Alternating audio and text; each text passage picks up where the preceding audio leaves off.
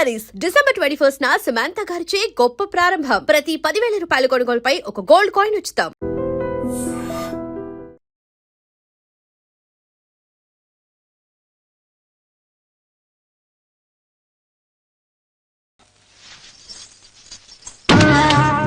పర్వాలేదులే, భగవంతుడు చల్లగా చూసుంటే శోభనం గదిలో నీ కొంగుముడి విప్పాల్సిన వాణ్ణి. డబ్బుందని రామనని పెళ్లి చేసుకున్నావు కదా. భిక్షపతి, నేను నీ వదిన్ని. కళ్ళు పోతాయా? పోనీ, నిన్ను అనుభవించాక కళ్ళేమిటి? ప్రాణం పోయినా పర్వాలేదు. ఏంట్రా, ఏం చేస్తున్నావు ఇక్కడ? ఏం లేదు నాన్న, పాలేమన్నా ఉంటే ఒక బిందెడివ్వు, నేను కూడా శివలింగం మీద పోస్తాను అంటే నోర్మి అంటుంది. మూసా పోస్తాను వదినా. ఏమా, వాడేమన్నా వాగాడా?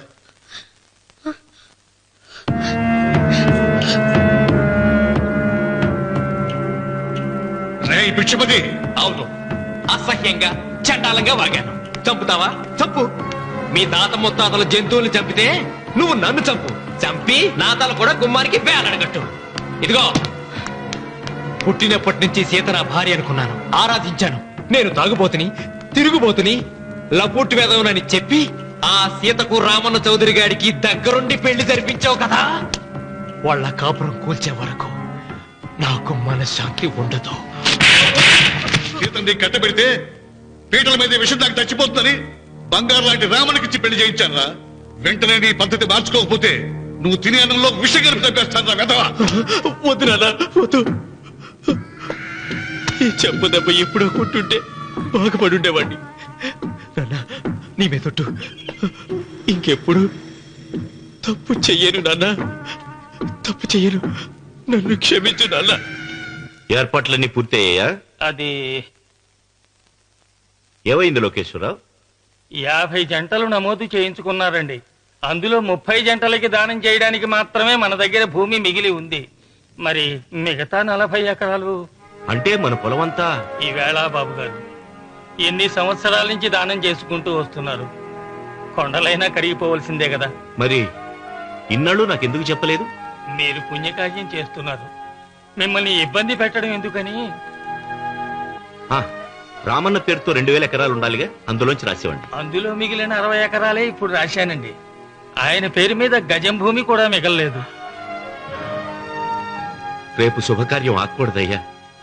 నూతన దంపతులు నా ఇంటి దగ్గర నుంచి నిరాశగా తిరిగి వెళ్ళకూడదు. నాతోరా జగన్నాథం. అన్నయ్య, నువ్వు ఈ సాయం చేస్తే నా పరువు కాపాడిన వాడి అవుతావు. 40 ఎకరాలే కాదు, నా యావదాస్తి మొత్తం నాకు ఇస్తాను, నా ప్రాణాలను ఇస్తాను. లోకేశ్వరరావు, అయ్యా కాగితాలు.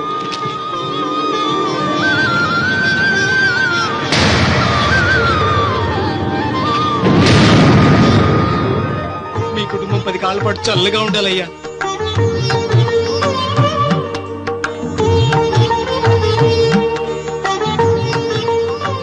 నీ పొలం వాయన దానం చేస్తాడు, పేరు తెచ్చుకుంటాడు. ఇంకా నీకే మిగులుతాది, గబ్బు లేచిపోతావు. తొందర పడకు, చూస్తావుగా. ఒరే రావుడు, ఈ భోజనాల కార్యక్రమం చూస్తుంటే నాకు తిరుపతి దేవస్థానం గుర్తుకొస్తోందిరా. నువ్వైనా చెప్పచ్చు కదా మీ నాన్నకి, ఈ దానాలకు అంతే లేదా? ఎదుటివాడికి ఇంత పెట్టడంలో ఆయన ఆత్మసంతృప్తి పొందుతున్నారు. ఆ పుణ్యమే ఆయన నిండు నూరేడు బతికిస్తుంది. నువ్వు అన్నం వచ్చి ఇదంతా నీ పుణ్యమేరా. అంత మాటలు కదయ్య. హర హర మహదేవ్ శంభో శంకర. ఓం నమః. పెదనాన్న. ఏం బాబు? పెదనాన్న, నాన్న. ఏమిట్రా? నాన్న నోరు. ఏమిటో చెప్పరా. మా నాన్న నోరు తెరిచి నిన్ను అడగలేక నాకు దస్తావేజీలు ఇచ్చి పంపించాడు. దేనికి? మీరు మా దగ్గర తీసుకున్న పొలానికి గాను రుణపత్రం రాయించుకు రమ్మన్నాడు.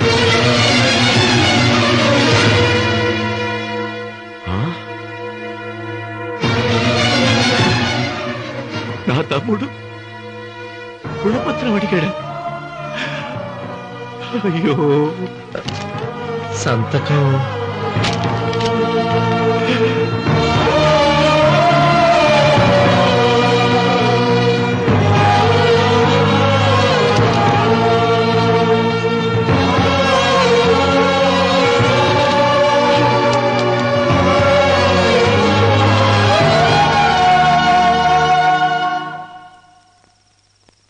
ఏంట్రా తినమేంటి? ఓహో, అన్నంలో విషం కలిపి చంపుతున్నానని భయపడి చస్తున్నావా? లేదురే, తిను తిను. ఏంట్రా నాకేమైంది? నువ్వు అన్నంలో విషం కలిపి నన్ను చంపుతానన్నావు కదా, ఆ పాపం నీకెందుకు అంటగట్టాలి అని నేనే నా అన్నంలో విషం కలుపుకున్నాను నాన్న. పొరపాటుగా పళ్ళాలు మారాయి. నాన్న ఎలాగో చచ్చిపోతున్నావు కదా, నీకు రహస్యం చెప్పనా? ఇంతకు ముందే మీ అన్నయ్య చేత దొంగ దస్తావేజీల మీద సంతకం పెట్టించుకున్నా. వాళ్ళని వీధిలోకి తీసుకొస్తా. నాన్న ఈ నిజం నీకు చెప్పాక నేను ఎందుకు బతికిస్తాను? నాన్న చిన్నప్పుడు నీ గుండెల మీద ఆడుకుంటే తెగ ఆనందపడేవాడు కదా, పోయేటప్పుడు కూడా ఆడుకుంటా ఆనందపడే. చల్ చల్ గుర్రం చలాకి గుర్రం, చల్ చల్ గుర్రం చలాకి గుర్రం, చల్ చల్ గుర్రం చలాకి గుర్రం, చల్ చల్. నాన్న నాన్న అయ్యో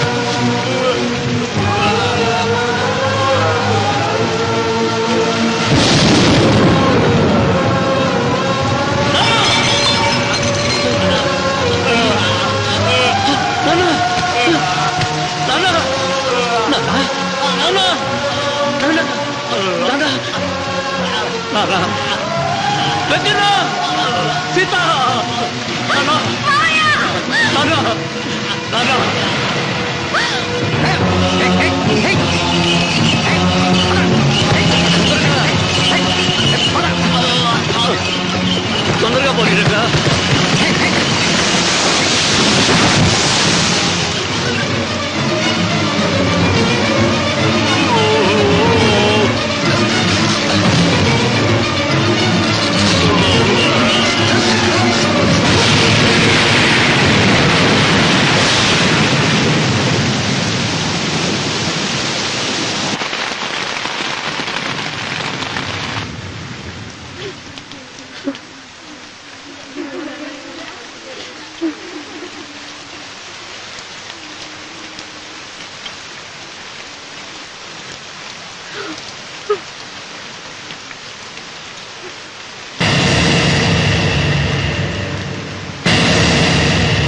అందరికీ నమస్కారం. ఇది మా పెదనాన్న సంతకం పెట్టిన దస్తావేజు. అక్కడ మా నాన్న లేడు, ఇక్కడ మా పెదనాన్న లేడు. కానీ మా పెదనాన్న మా నాన్న దగ్గర 50 లక్షల డబ్బు, 40 ఎకరాల పొలం తీసుకున్నాడు. ఏ లోకేశ్వరరావు చెప్పు. అవునండి, నేను సాక్షి సంతకం చేశాను. ఈ అప్పు ఎలా తీరుతుందో ఆ ధర్మాత్ముడి శవం అక్కడి నుంచి తీసేలోపు చెప్తే బాగుంటుంది. బిచ్చమతి మతుందా నీకు?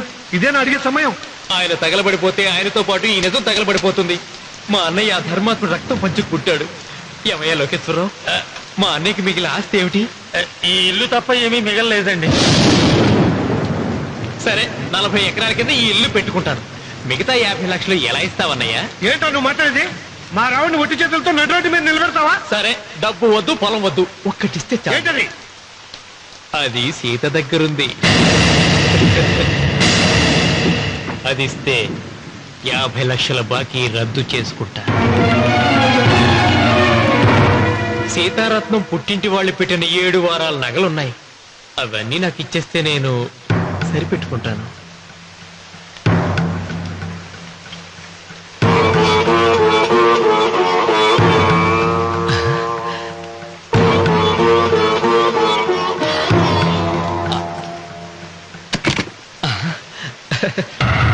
అదేమిటి, నీ మెళ్ళ ఉన్న మంగళసూత్రం బంగారం కదా, అది కూడా తీసిపెట్టు. అన్నయ్య తీసేమని చెప్పు. రేయ్, నువ్వు కట్టాల్సిన తాడి మా రావుడు కట్టాలని ఖచ్చితంగా కదా ఈ పని చేస్తున్నావు. తప్పు మాట్లాడుతున్నావు శాస్త్రి. నాకు ఆ తాళి అక్కర్లేదు, ఆ 50 లక్షలు కట్టమను. మీకందరికీ చేతులెత్తి మొక్కుతున్నారు. ఒక 5 ఇళ్ళ 5వ తనాన్ని కాపాడండి.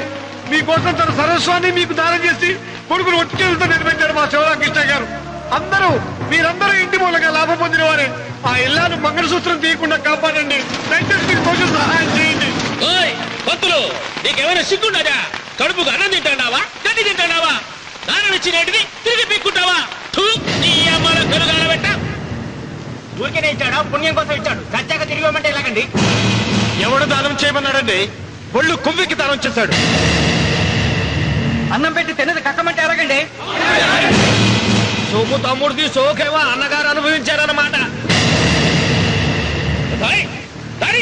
ఏమైనా నిలబడి చూస్తాడారు సిగ్గు లేకుండా?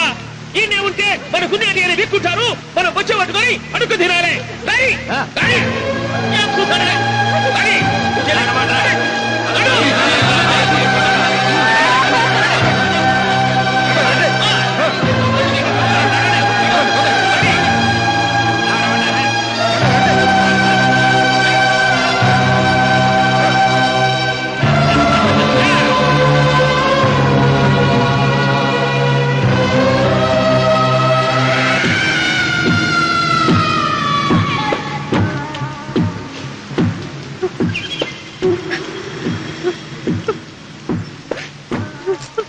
అమ్మ సీత,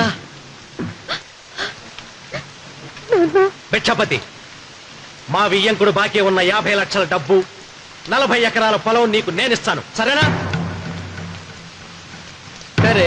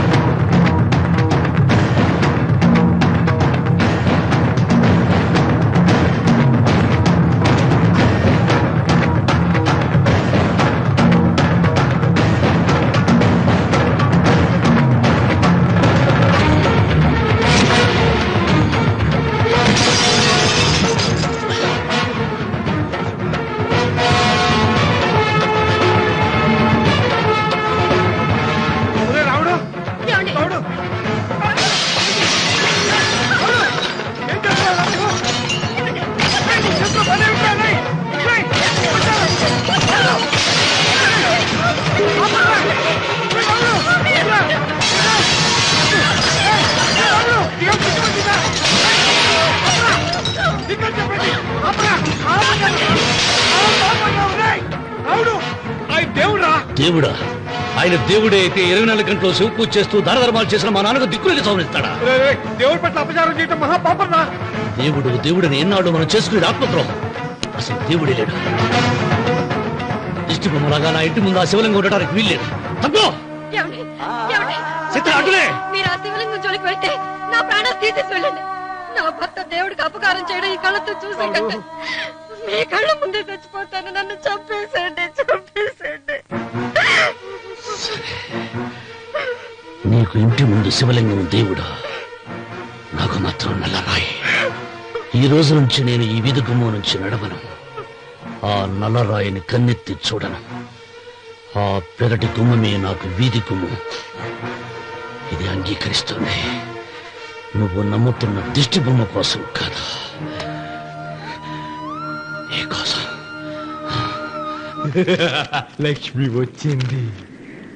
ఇంకా సీతారాముడు. భిక్షపతి గారు తీసుకున్నది 40 ఎకరాలని, మిగతాదంతా కుట్ర అని, ఆ కుట్రలో నాకు భాగస్వామ్యం ఉందని రామన్న గారికి తెలిస్తే నన్ను చంపేస్తారండి. డబ్బు చూసేసరికి ఆశ పుట్టిందా? ఇదిగో ఈ సంగతి ఎవరికైనా చెప్పావో కోసేస్తా. భిక్షపతి, నువ్వు నాశనం అయిపోతావురా, నాశనం అయిపోతావు.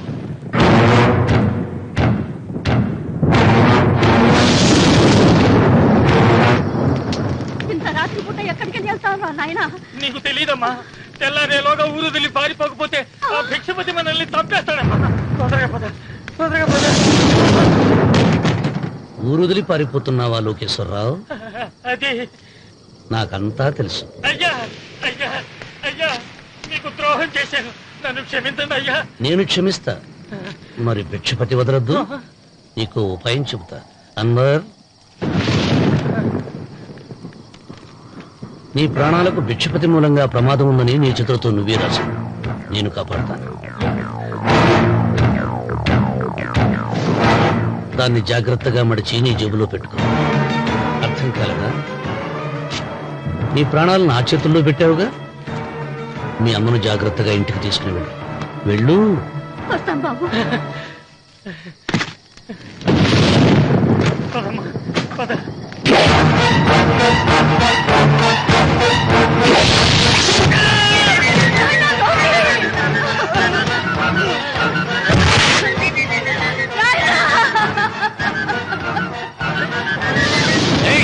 ఎడవకో, ఎడవకో. కన్నీళ్లు పెట్టేంత గొప్ప చరిత్ర కలిగిన వాడు కాదే నీ కొడుకు. అన్నం పెట్టిన మా నాన్న చావు కారణమైన వాడు. నీ కొడుకును భిక్షపతి చంపాడని పోలీసులకు చెప్పాలి. అప్పుడే బ్రతికినంత కాలం నీకు నీ మనవరాలకి ప్రాణభిక్ష పెడతాను. లేకపోతే అలాగే బాబు. అన్వర్, అయ్యా, వీడి శవాన్ని తీసుకెళ్లి భిక్షపతి ఇంటి ముందు పడే.